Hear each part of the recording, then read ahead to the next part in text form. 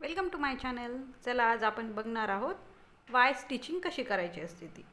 यासाठी लागणार आहे आपल्याला हा जरी थ्रेड, सीझर आणि ही निडल आहे नंबर 23 म्हणजेच 0.45.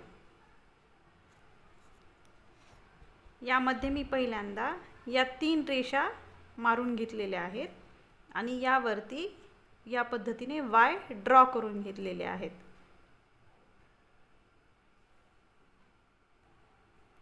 आता यामध्ये सर्वात पहिल्यांदा या पॉईंटच्या इथून मी निडलला खाली टाकून खालचा दोरा वरती घेणार.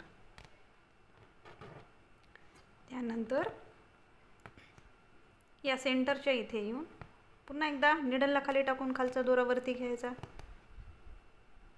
पुन्हा खालच्या लाईनवरती येऊन खालचा दोरा वरती घ्यायचा, पण या दोऱ्याला ओढायचं या पद्धतीने आणि पुढे वरच्या तिथे एकदा स्टिच करून घ्यायचं या पद्धतीने.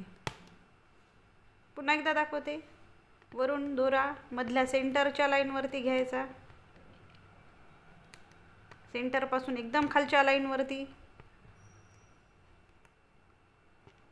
तिथून दोरा ओढायचा, पुन्हा वरती,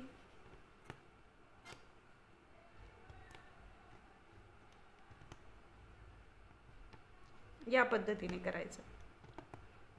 आता या पद्धतीचं स्टिचिंग आपल्याला पुढे जेव्हा आपण पानं किंवा फिदर वगैरे जेव्हा आपण शिकणार आहोत तेव्हा याचा खूप जास्त उपयोग होतो. हा त्याचा बेस असणार आहे आपल्याला.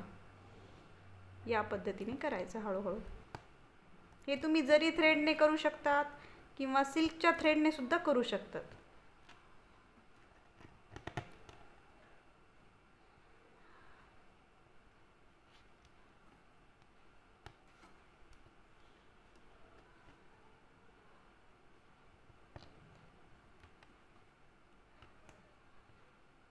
ही डिझाईन आपल्या साध्या कुर्तीवरती पण खूप सुंदर दिसते, फक्त याची एक आउटलाईन जरी केली तरी.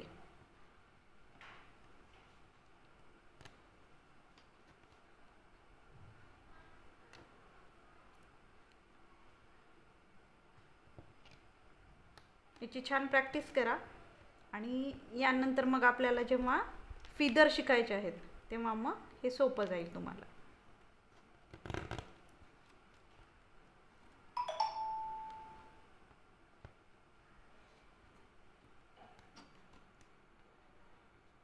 या पद्धतीने करायचं.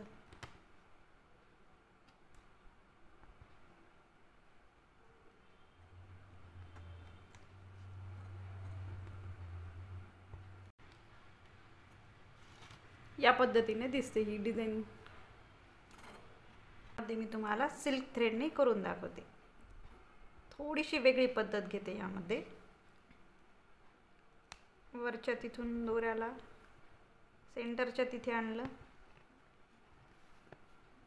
इथून पुन्हा खाली,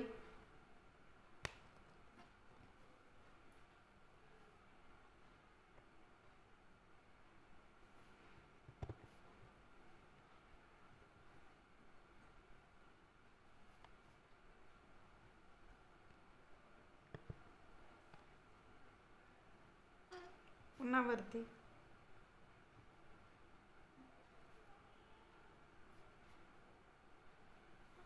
इथे छोटासा एक लॉक टाकायचं जेणेकरून दोरा किंवा कपडा अजून ओढला जात नाही. या पद्धतीने सुद्धा वाय स्टिचिंग करतात.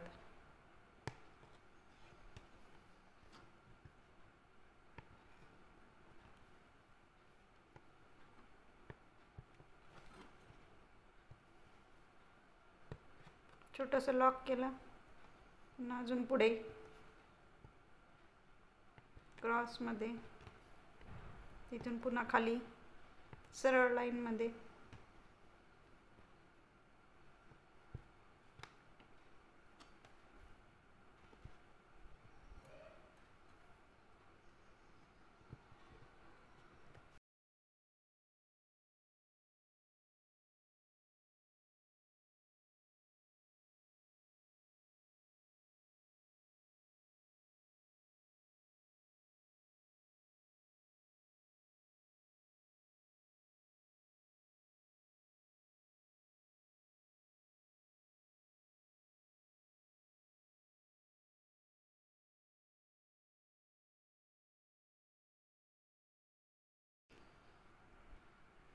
या पद्धतीची आता प्रॅक्टिस करा आणि जर त्यामध्ये काही अडचण आली तर मला कमेंट सेक्शनमध्ये सांगा. Thank you for watching.